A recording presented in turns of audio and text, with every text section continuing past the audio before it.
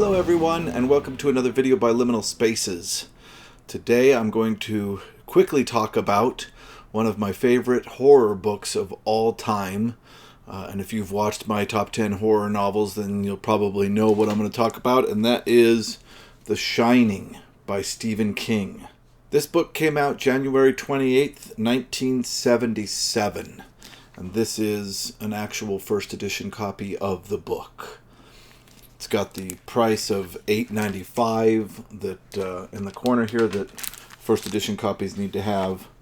And it also has the words first edition printed on the bottom of the copyright page that first edition copies need to have. It's not in the best condition, but what I love the most about it is that I found it out in the wild. I didn't have to eBay this or anything. I found it in a collection of books. So this is what it looked like when it first came out.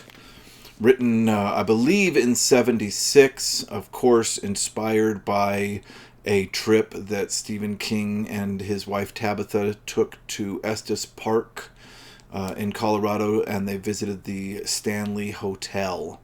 And the Stanley Hotel was an off-season, I believe, so they were one of the only people staying there, and it really, the effect of this massive place, completely empty, with him and Tabitha being some of the only people there, really had an effect on him that inspired this novel. I went to Estes Park just because it's not too far from my brother's house in 2022, and it was absolutely incredible. It was really fun. We did a tour and all this other stuff connected to the novel. And they gave us a coin. Take a close-up picture so you can see this, but every time you visit they have a coin, and it's always a different coin, and this time it was the Grady twins on the front of it. It's a parking coin. And very, very cool. It's got the Stanley on the back, so I'll take a picture of that and put it up here.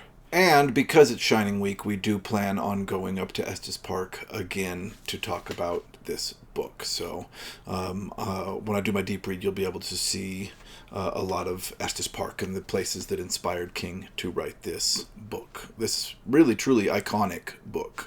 So I'm not going to do a synopsis of this book for this review. I think this is so spread through our ideology or through the zeitgeist or however you want to call it, that I think we all know the story of this. Now, of course, the story of this and the story of the movie are different, but they're close enough. It's a haunted hotel. There's a family that stays there during the off season and are completely alone in the hotel, and the hotel starts to work on them. That is all that you need to know, and I think all of us know that. So I'm just going to move directly on to reasons that I think that you should read this if you never have, or even give it a reread. This is a reread for me. I read this way back when I was a teenager, and I've probably read it a couple of times since then. But yeah, this reread was also very, very, very much worth it. So yeah, let's get right into that. So why do I think that you should read this book? Number one, it's by Stephen King, who still to this day, and it blows my mind, owns horror literature. It's really wild because I also sell books. I have a little section in an antique mall that I've turned into a bookshop where I sell stuff that I find at estate sales or yard sales that I think is cool, but I don't necessarily want to keep in my personal library. And one thing that I always pick up is Stephen King, and out of horror, it sells still 3-4 to 1 against other horror writers. So it's Stephen King, and the fact that he took over horror so much is something that we'll talk about in the deep read later this week. But yeah, Stephen King is known for writing horror, and one thing that I will say is that he is able to make things scary that absolutely should not be scary. The example of this that I can give from the book here is the fire hose. That fire hose in this book is absolutely terrifying in a way that it can't the miniseries that was made later that really follows this book to a T doesn't even touch the fear that this book evokes using that fire hose that is wrapped up on the wall. So just absolutely incredible, really powerful stuff. There's a joke in Family Guy where Stephen King is sitting with his publisher, and Stephen King is obviously having a writer's block, and the publisher says, what's your next project going to be? And Stephen King starts looking around the room and finally just grabs this lamp off the desk of the publisher and goes, I'm going to write about a haunted lamp. Ooh. And the publisher sighs and puts his head in his hand and says, when can we have it? Which is the most accurate joke about Stephen King that I've ever seen. A haunted lamp is a dumb idea that he just made up on the spot because he didn't know what he was doing next. But I think Stephen King could write a haunted lamp story that would scare the hell out of us. I really do. He's the master. He's really good at what he does. So if you like to read books that will scare you, you absolutely should read this book. It's incredible. That's the first reason that you should read it. I think the second reason that you should read this is it isn't just a horror novel, and this is where I feel people either love King or have a hard time with King. Is that his stories, number one, have character development in them that are absolutely incredible, and number two, deal with problems that aren't explored very often in horror, I think. His books are not exclusively horror. The example that pops right into mind for me is the book Cujo, which really, if you think about the idea, a woman gets trapped with her son in the car because there's a rabid dog and the car won't start, is probably short story worthy.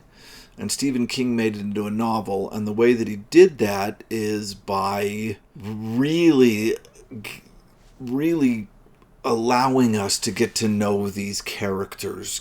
I mean, when you walk away from a Stephen King novel, it feels like you've just made new friends, like you know these people so well inside and out, and he does it with a magic of prose that are not hard to read, but that will really leave you stunned. I mean, it just flows so well. It is so rare to find somebody that can flow this well with his prose. Just incredible. It's not simple prose, but it's also not flowery prose. It flows. It's perfect storyteller prose. It blows me away. And this book is no different. I was surprised in this reread by how much of the book passes before they get anywhere near the Overlook Hotel. Right? It takes forever for them to get to the Overlook Hotel, and that feels like it could be a con against reading this book, but it's not. And this is where where Stephen King either loses people or makes people really love him, and that is, is his prose too bloated, or is it a delve into character unlike any you'll find anywhere else. And it's funny because some books I DNF'd because they felt bloated by Stephen King, and I'll get into that in my deep dive of this novel later this week. And other books I absolutely couldn't put down. This is the final category of that. I couldn't put this down. There was a point where it dragged a little bit in the history of the Overlook, but I mean, it was minimal. I got through it. But the characters, the family, the Torrances, Wendy, Danny, and Jack, are so well mapped out. And Jack is such a complicated character.